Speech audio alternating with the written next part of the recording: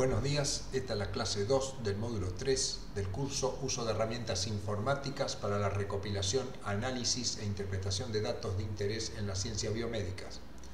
Este curso es organizado por el Departamento de Docencia del Centro Universitario de Estudios Medioambientales de la Facultad de Ciencias Médicas, Universidad Nacional de Rosario, y es un servicio técnico de alto nivel del CONICET. En la clase anterior revisamos conceptos de variables, clasificándolas en primer lugar como variables cuantitativas, aquellas que se identifican por un número y permiten establecer una relación de mayor o menor. Y las variables cualitativas, como por ejemplo el sexo, mujer, varón, que no permiten este tipo de relación. Por supuesto que puede haber variables que no sea tan fácil de clasificar como estos dos ejemplos que hemos puesto. También hablamos sobre la distribución de probabilidad. Vimos las gráficas con histogramas y la función de distribución, que es extremadamente importante para nuestras tomas de decisiones. Estos conocimientos del tipo de variable, de la distribución de probabilidad, nos permite ir tomando decisiones de cómo organizar nuestro análisis. En realidad, todo este tipo de estudios y análisis y decisiones serán tomadas durante el diseño de nuestro experimento y, por supuesto, antes de llevarlo a cabo. Nunca realice un experimento y luego piense qué son sus variables, qué es lo que va a hacer, sino que primero piense qué datos va a obtener, qué datos necesita para comprobar sus hipótesis y luego haga el razonamiento. Entonces los datos nosotros básicamente los vamos a clasificar en cualitativos y cuantitativos, y los cuantitativos tendrán una distribución de probabilidad que ya hemos visto de analizarla de manera gráfica, que nos permite decir si la distribución de probabilidad es normal o no normal. En base a esto, si la distribución de probabilidad es normal, utilizaremos pruebas estadísticas de tipo paramétrica para hacer nuestros análisis, y en caso contrario utilizaremos test no paramétricos. En esta clase nos centraremos básicamente en las pruebas de normalidad, el test de Kolmogorov-Smirnov y el test de Shapiro-Wilk. Estos dos tests nos permiten de una manera analítica someter a un ensayo de hipótesis a una muestra para comprobar si esa muestra tiene distribución normal o no. Nosotros gráficamente habíamos visto, por ejemplo, si teníamos un histograma de este tipo, presentíamos que fácilmente podíamos asignarle una función de esta forma, que es una función normal, y entonces decíamos, bueno, nuestra muestra tiene una distribución normal. En cambio, cuando teníamos histogramas de este tipo y ajustábamos una distribución normal, veíamos que nos quedaba de alguna manera desfasado y decíamos, bueno, nuestros datos no tienen distribución normal. En la práctica enfrentamos dos problemas. En primer lugar, es muy difícil establecer cuál es el límite donde nuestros datos se alejan de la normalidad y qué criterio tomar. Y otro problema que tenemos es que normalmente no tenemos tanta cantidad de datos para hacer un histograma que nos permita establecer frecuencias como esta de 14 o de 18. Normalmente los experimentos más comunes tienen un número reducido de datos. En muchos casos, especialmente trabajando con animales de experimentación, es muy difícil superar cifras del orden de 10 en cada grupo experimental.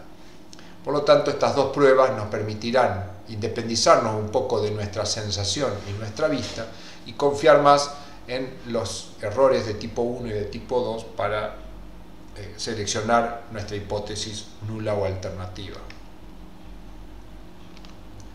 Bueno, entonces manos a la obra, vamos a ir a la consola y comenzaremos con esta clase. Bueno, muy bien, acá estamos en la consola, yo ya he arrancado en el sitio que tengo que trabajar, limpiaremos la consola. En esta clase usted dispone de un archivo, módulo 3 clase 2, con los contenidos que vamos a desarrollar como de costumbre,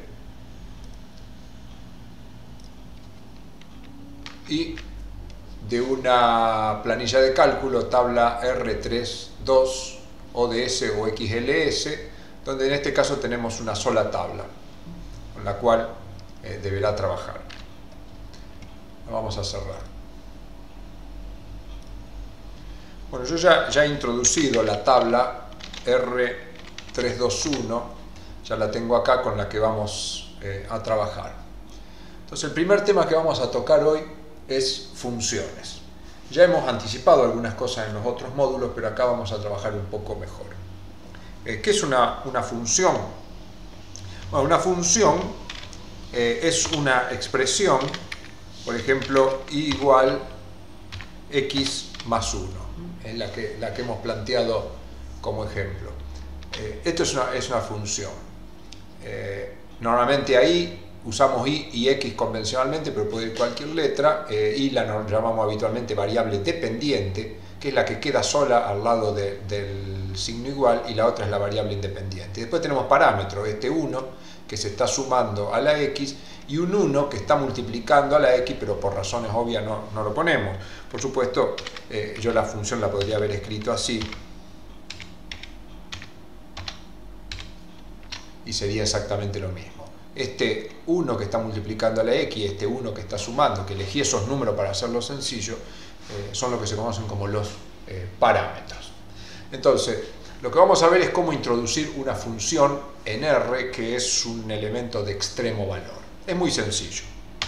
Voy a seguir usando el mismo número, voy a llamar i a mi función y vamos a crear un objeto.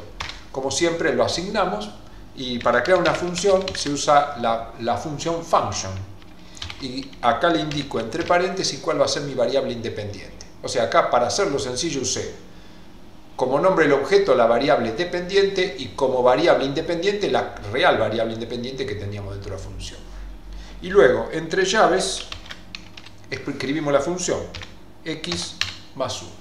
Entonces de esa manera le doy enter y ya tengo la función creada. Muy bien, entonces vamos a ver cómo trabajamos con esta función. Nosotros en la tabla que estamos trabajando tenemos, por ejemplo, esta medición. Son valores. Apliquémosle la función a esa medición. ¿Qué quiere decir aplicarle la función? Bueno, tomar esos valores de medición como si fueran los valores de x. Para eso vamos a primero vamos a ver, para verlo mejor nos va a resultar de esta manera. Tabla R 321 peso medición. ¿Qué estoy haciendo acá? Estoy pidiendo de esta tabla únicamente la columna medición. La tengo acá. Puesto de esta manera son los mismos valores más que puesto horizontal. Ahora le voy a aplicar la función a esto. ¿Qué quiere decir? Que estos valores los voy a tomar como x y en función de esos valores voy a obtener valores de y. ¿Cómo se hace esto? Es relativamente fácil. Mi función se llama y la variable independiente se llama x, pero yo ahora quiero que x tome este valor. Entonces, directamente lo que tengo que hacer es esto. O sea, y ya sé que es mi función, pero ahora le voy a estar dando a x este valor. Si le doy enter, obtengo otra lista de valores. Fíjese qué diferencia hay. Para el valor 2 de medición, ahora tengo 3. Para que era el 2,1, tengo 3,1. 2,2, tengo 3,2. ¿Qué ha hecho mi función? Y ha hecho lo que dice la función. Y es igual a x más 1. Quiere decir que a cada valor de medición le sumó una unidad. Entonces, esta es una forma de trabajar con funciones. Si la quisiera graficar a mi función, es muy sencillo. Coloco plot y, con esto la voy a graficar y acá la tengo. Acá me va mostrando que a medida que x sube, y también sube. Lo que sí, cuando x toma el valor 0, y vale 1. ¿Por qué? Porque la función era x más 1, o sea, 0 más 1 me da 1. Cuando x toma el valor 1, la función me da 2. Entonces, esta es una forma de graficar la función muy sencilla y de utilidad. Pero podemos graficarla también restringiendo o ampliando. Por ejemplo, supongamos que acá está graficada de 0 a 1, pero yo quisiera graficarla, por ejemplo, a la función y que vaya de 0 hasta 20, por ejemplo. Acá sigue siendo la misma forma, obviamente, pero fíjese, ahora ya tengo de 0 a 20 y acá los valores de y, que parecen ser los mismos, pero hay por ahí una diferencia de 1. Entonces es una forma de graficar funciones. Si quisiera graficar la función, pero aplicado a mis datos,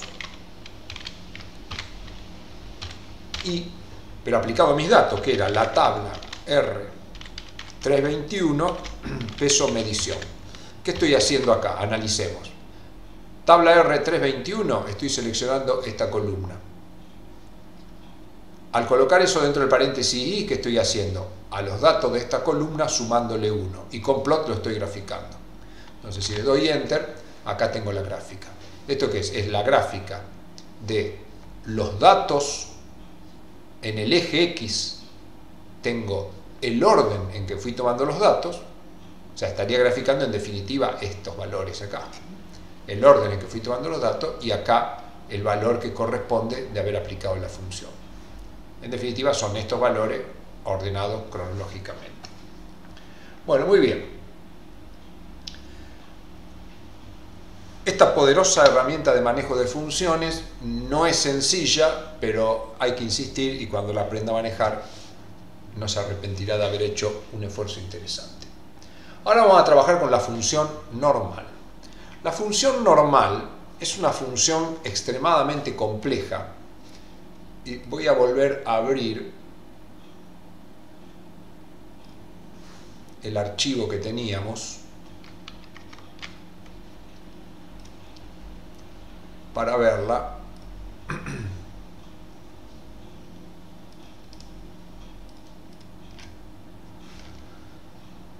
Función normal. Acá la tenemos. La función normal no deja de ser una función como la que trabajamos recién, nada más que obviamente bastante más compleja. Pero acá tenemos, esta sería la variable independiente, f, que se suele escribir matemáticamente f y entre paréntesis x para indicar que f es mi variable dependiente y x mi variable independiente, porque muchas veces en la expresión es tan compleja y aparecen tantas cosas que uno no sabe cuál es la variable independiente.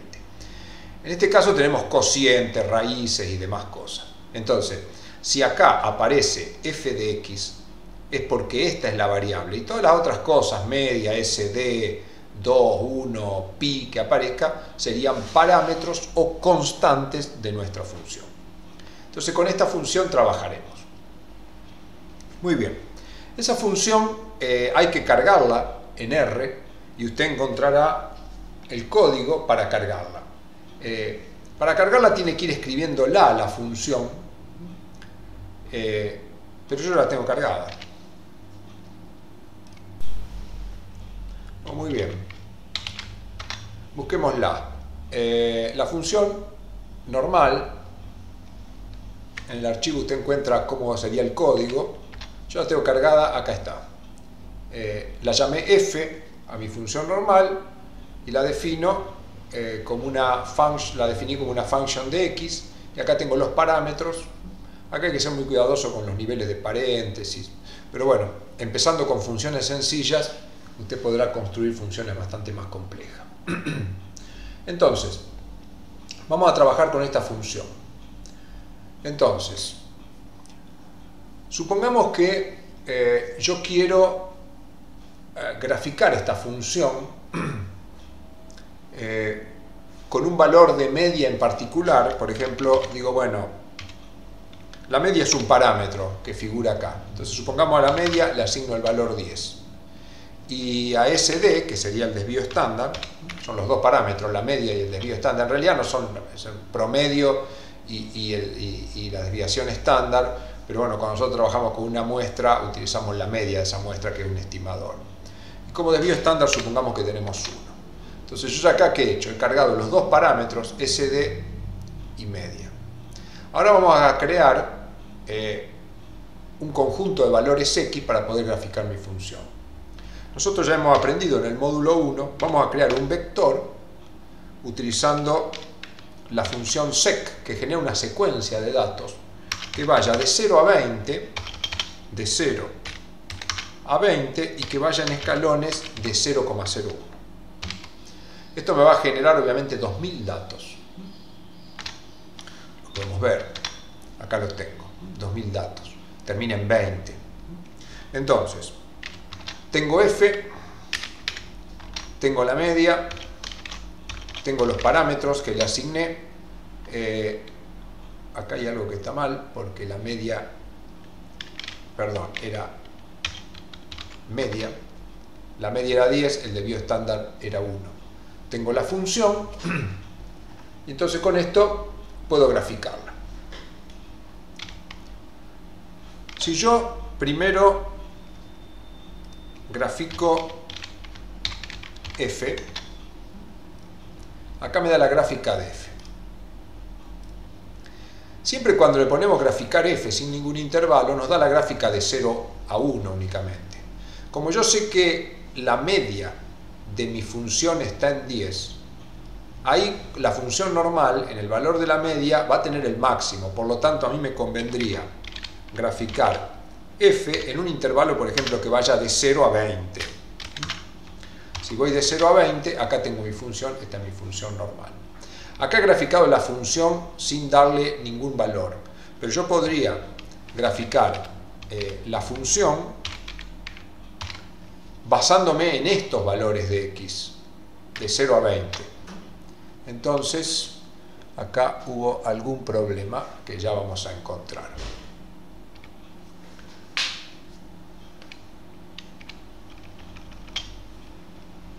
Ahí estamos. No le tengo que indicar, como ya x son los valores de 0 a 20, directamente le digo que grafique f de x. X iba de 0 a 20 y acá me graficó como puntos. Esto recuerde que lo puede cambiar ya con cosas que hemos, por ejemplo, con sec05, lo podemos ir mejorando. El sec01, tan chiquitito no lo puede tomar.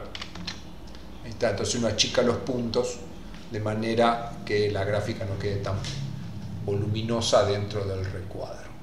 Entonces, bueno, de esta manera graficamos la función.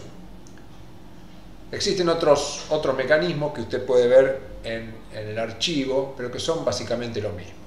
Y después tiene algunos ejercicios que lo voy a ayudar en uno.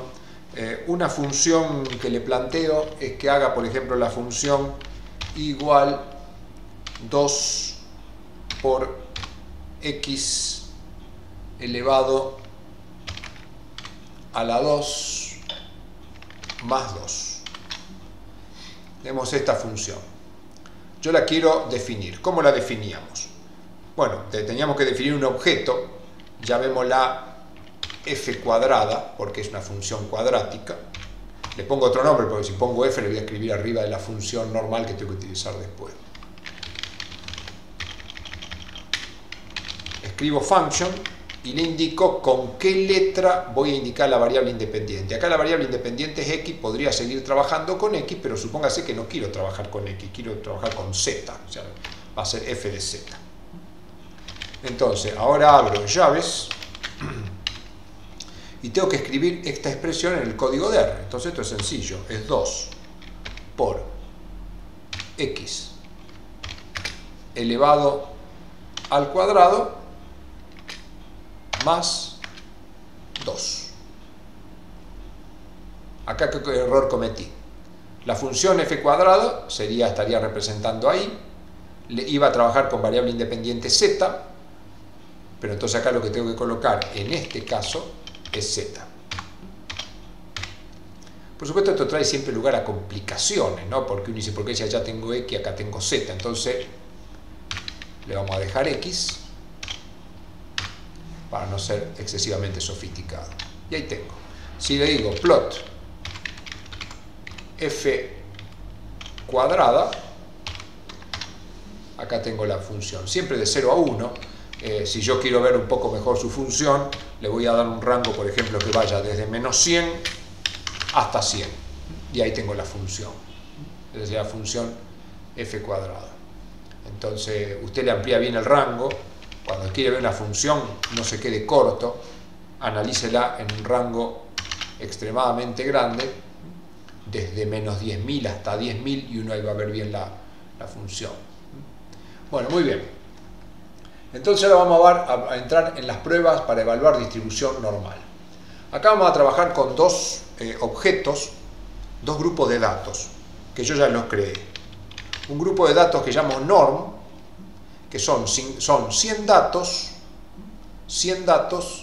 que tienen una distribución normal, y lo he creado utilizando una función en particular que es norm, rnorm, 100 datos con una media de 5 y un desvío estándar de 0,1. Con esto creo norm. Ahora voy a crear una función, un objeto rdn con la función runIf, que también va a tener 100 datos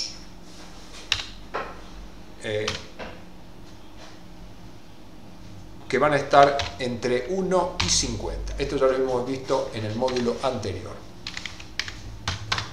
Entonces acá tengo 100 datos que están aleatoriamente distribuidos entre 1 y 50. Con estos dos grupos de datos vamos a trabajar.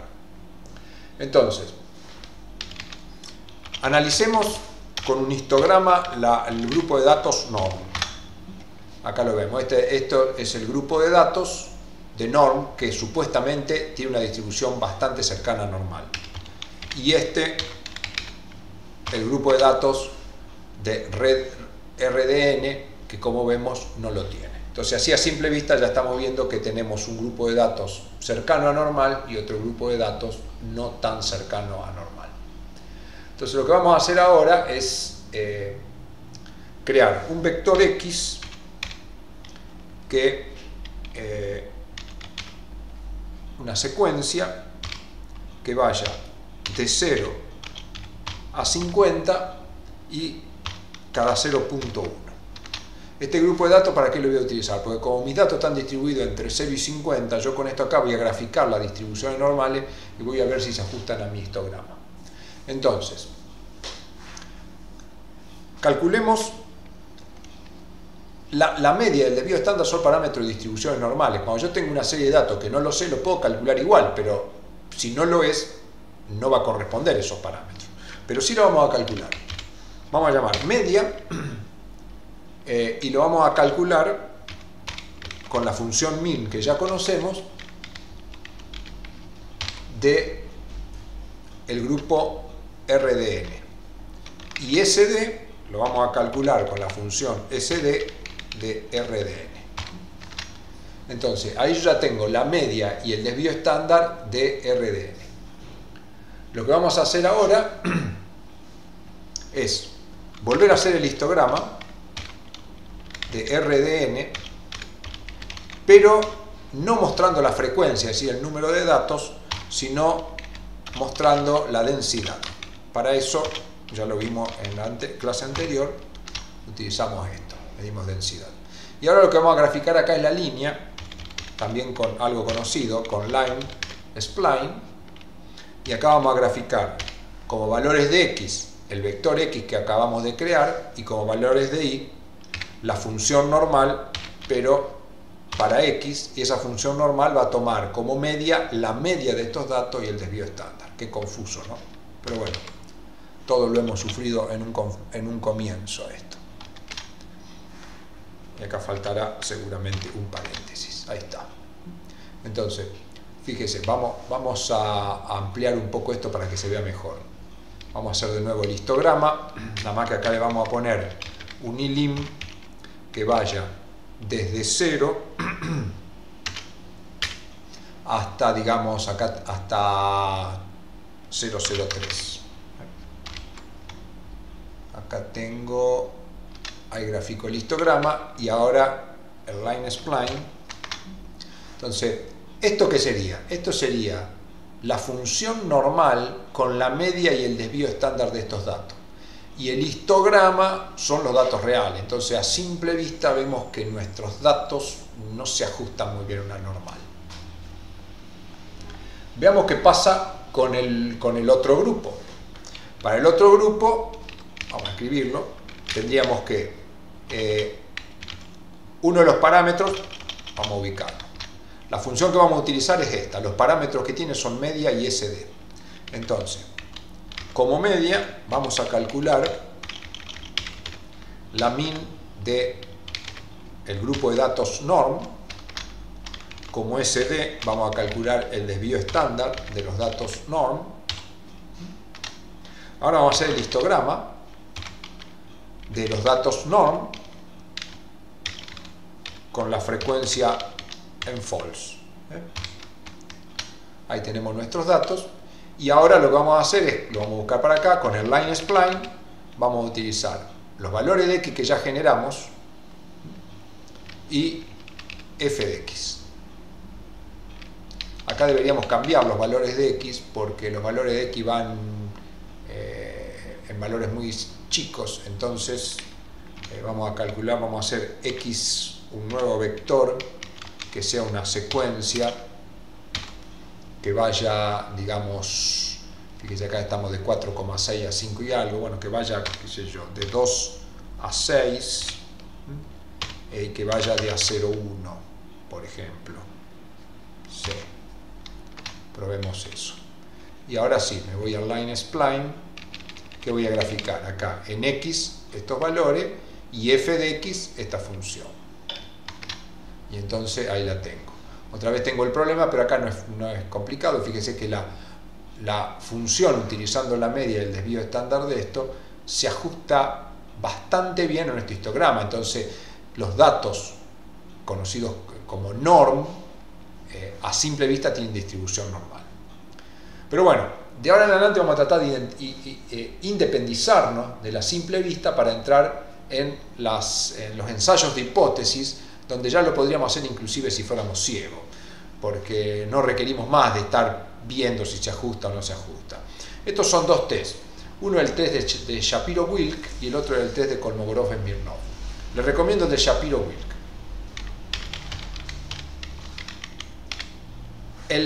La función se llama Shapiro Test y yo le voy a aplicar la función Shapiro Test al grupo de datos que llamé norm, que a simple vista vimos que tenían distribución normal.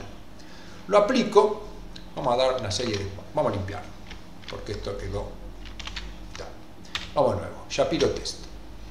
Acá me dice Shapiro-Wilk Normality Test y me aparece un p-value de 0,741. El valor puede ser distinto a lo que aparece en el apunte porque como generé de nuevo los datos normales pueden ser relativamente distintos. ¿Cómo interpretamos esto de una manera sencilla? Si este p-value es menor de 0,01 o 0,05, esto es la probabilidad de error de tipo 1 o alfa o p-value. Si este valor es, vamos a decir al revés, si es mayor de 0,01 o mayor de 0,05, dependiendo qué nivel de significación usted tomó, si es mayor de ese valor, vamos a escribirlo acá. Si p-value es mayor, pongámosle a 0,05, la distribución es normal. En cambio, si p-value es menor a ese nivel de significación, supongamos 0,05, la distribución no es normal. Entonces, como acá, cuando analicé la población norm, me dio mayor de 0,05, digo, bueno, esta muestra proviene de una población normal. ¿Qué pasa si aplico el Shapiro Test a RDN? Que a simple vista parecía no serlo. Fíjense acá, me aparece un p-value de 0,0003. Es menor a 0,05, entonces RDN no tiene distribución normal que coincide con los análisis visuales que hemos hecho. Ahora vamos a ver el test de Kolmogorov-Smirnov. El test de Kolmogorov-Smirnov tiene para dos muestras y para una muestra. Para una muestra es recomendable el de Shapiro-Wilk aún por el propio diseñador del test. Pero para comparar dos muestras, supónganse que yo digo, bueno, norm y RDN, que son dos grupos de datos, ¿tienen igual distribución o no? Para esto Kolmogorov-Smirnov es espectacular. ¿Cómo se hace? KS test, quiero comparar norm con RDM. Acá hice algo, porque escribí mal, es norm con RDM. Entonces, vamos a limpiar.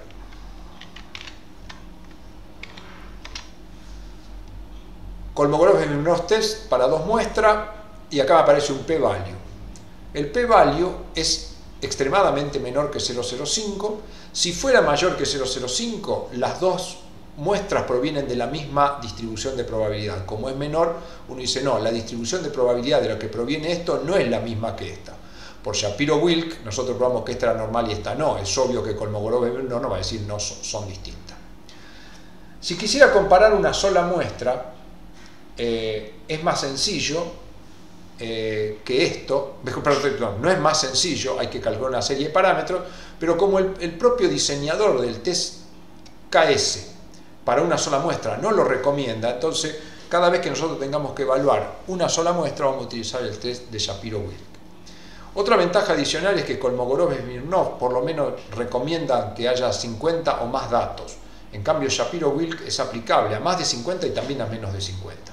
Por lo tanto, cada vez que querramos evaluar una distribución de probabilidad de una sola muestra, utilizaremos Shapiro-Wilk.